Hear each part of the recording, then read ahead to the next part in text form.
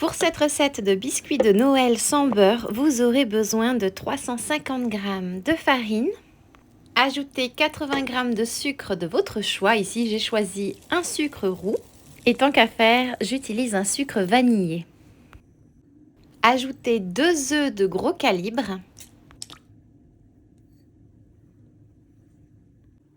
Ajoutez 90 ml d'huile. Vous pouvez également choisir de l'huile de coco désodorisée si vous préférez. Et ajoutez une demi-cuillère à café de levure chimique.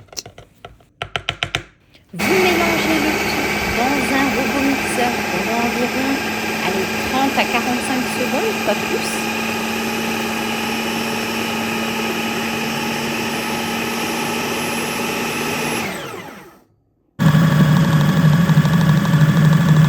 Quand vous voyez les petits grains s'humidifier, faites le test, prenez-en une petite poignée, serrez-la dans la paume de votre main et si elle devient compacte, c'est qu'elle est prête.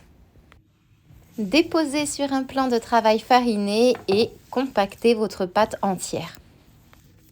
Puis étalez votre pâte plus ou moins finement. Et ensuite, bien évidemment, utilisez des emporte-pièces typiquement de Noël pour former vos biscuits sans beurre. C'est ma version de la recette des bredelles sans beurre, sachant que vous pouvez retrouver ma recette des bredelles fait maison sur ma chaîne YouTube. Je vous ai déjà partagé la recette il y a quelques années.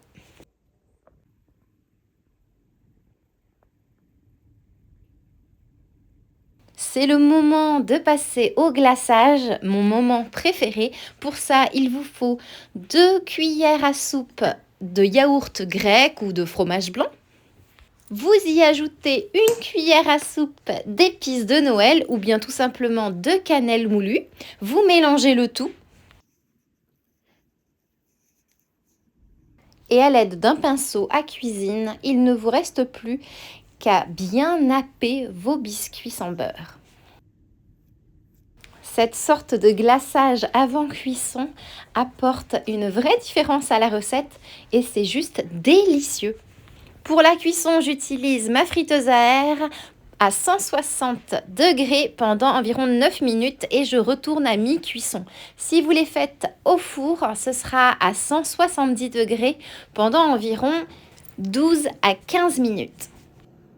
C'est vraiment parfait pour un goûter de Noël qui ne vous coûte pas trop cher, qui est vraiment très très bon. Mais je tiens absolument à vous préciser parce que j'ai oublié de vous en parler, mais avant cuisson, la pâte à biscuits reste très friable, donc très fragile. Faites attention lorsque vous formez vos biscuits. Et maintenant, il ne me reste plus qu'à vous souhaiter une délicieuse dégustation.